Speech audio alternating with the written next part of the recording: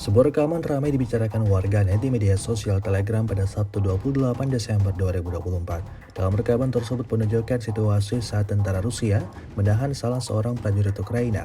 Prajurit dengan nama panggilan Yura merupakan anggota dari Brigade ke-61 Ukraina yang ditinggalkan oleh pimpinannya di wilayah Kursk. Saat dikepung Rusia, ia sontak berdiri dan secara sukarela ditawan tanpa melakukan perlawanan sedikit pun, seperti yang terlihat dalam rekaman. Hingga video ini beredar, beragam respon diberikan warganet. Там где подъехал, посмотрите его, найти вас не может. Да, плюс сейчас найду. Куришь? Будешь курить?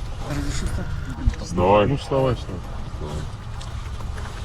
Ну, начал разговаривать. Как я шел сам уже назад, вот я шел утром, сколько я, сегодня 5-я сутка, как я с этим,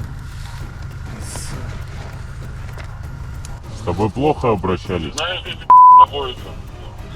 со мной. Да. Когда Короче, взяли картошка, плен. которую я тебе давал. По-человечески? Да, отлично вообще, как со своим. А почему вы с нами так плохо обращались? Ну, меня не спрашивали.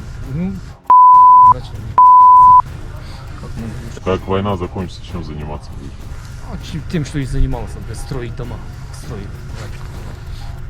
Передай привет каналу Архангельского спецназа. Привет каналу Архангельскому спецназу.